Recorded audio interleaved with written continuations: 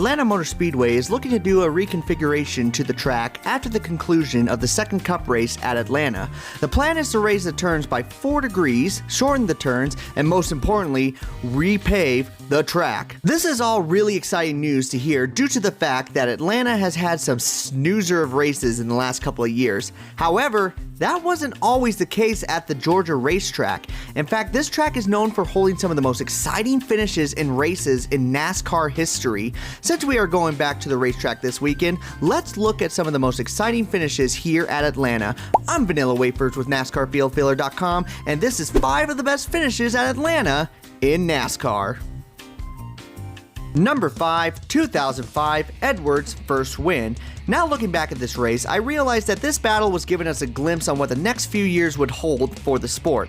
Carl Edwards moved up into the Cup Series to drive the number 99 machine for Roush Racing in 2004 after sponsorship woes ended Jeff Burton's season early with the team. Edwards was already known as an uprising talent, however he still had to prove that he could compete with the very best. Turns out we didn't have to wait that long for Carl Edwards to prove himself. At Atlanta in 2005, it looked like it was going to be Greg Biffle and Jimmie Johnson since both of them dominated the race. However, it would be Biffle's partner that would be going for the gold. Boys, watch this. Jimmie goes up high to block him. That may or may not be good. He can get that run right here if he can get it. Keep that momentum. He's going to get a run at him. He'll get one shot at turn 3 and 4. I'm telling you, they're going to be side by side when they come to the line. It's going to be another one of those fantastic Atlanta finishes. Johnson tries to block him as who can stay on the throttle here off turn 12. And here they come, and I think Cole's got the advantage. He does.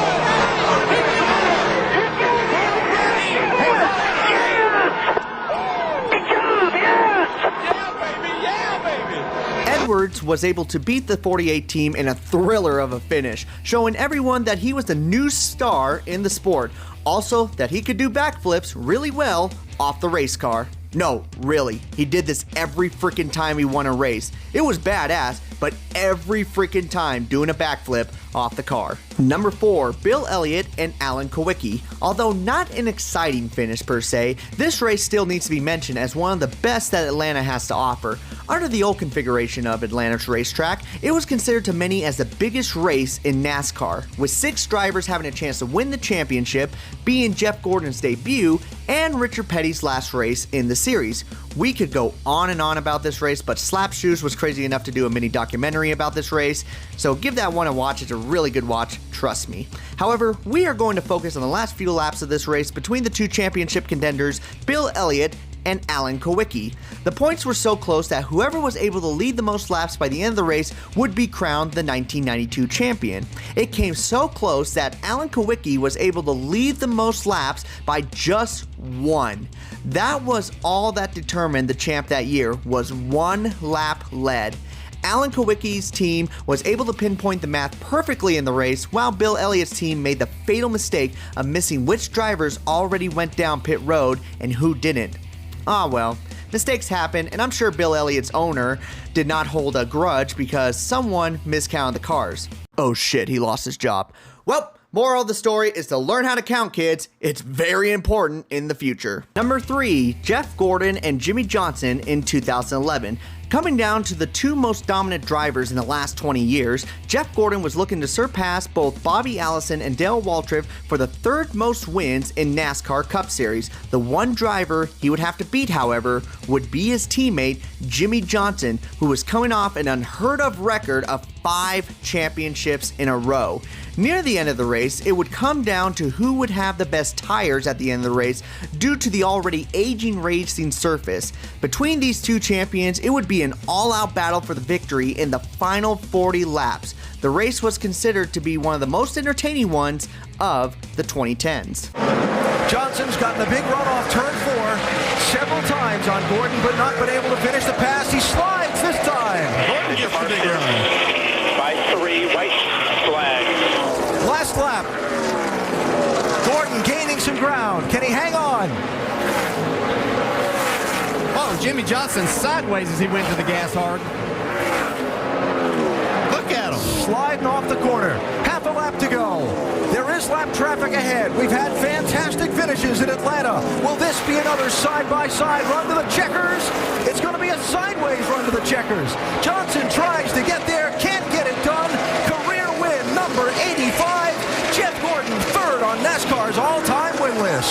Jeff Gordon would wind up holding off the 5-time champion that day, collecting his 3rd victory of the season and 85th of his career.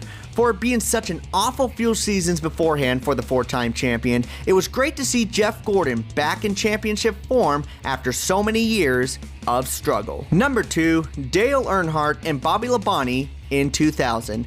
Earnhardt was a legend when it came to Atlanta Motor Speedway. In his career, he was able to score 9 wins and 26 top 5 finishes, both being records at the racetrack to this day. Out of all his victories at Atlanta, it would turn out that his last win there would be the best. 3 drivers looked strong in this race, with Mike Skinner looking to be the most dominant. However, due to a late blown engine, he would be out of the race after leading more than half of it. This would lead to the Intimidator being one to beat in the final laps. However, Bobby Labonte was not going to give up without a fight. The quad oval. He took a look to the inside.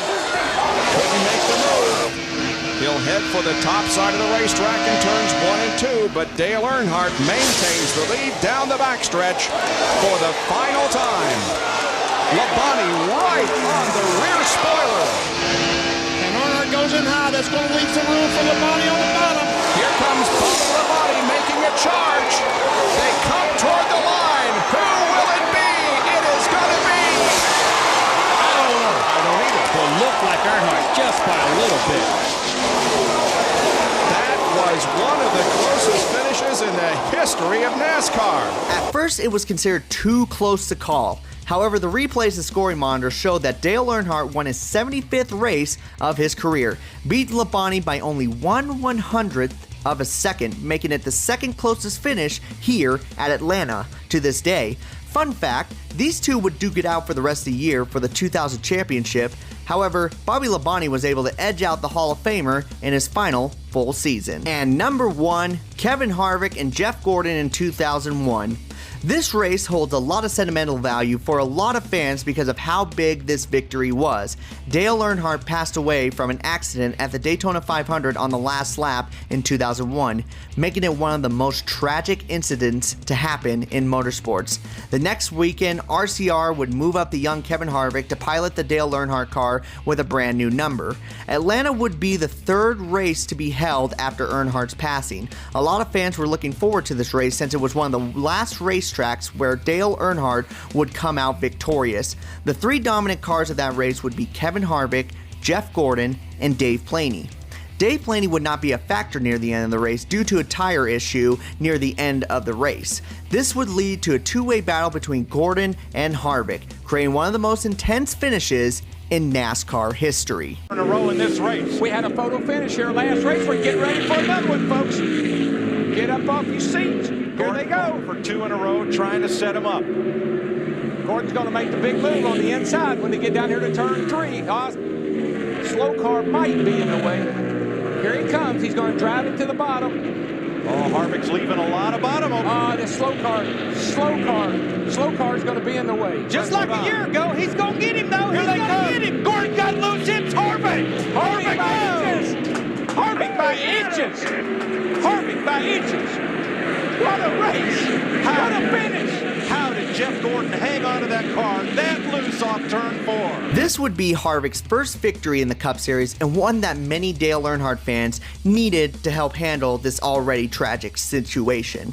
Harvick would continue on with Richard Childress Racing throughout the 2000s, collecting victories for the team who used to back the Intimidator.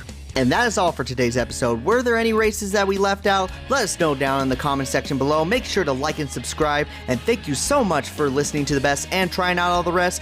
This has been Vanilla Wafers with NASCARFieldFiller.com. And you all take care.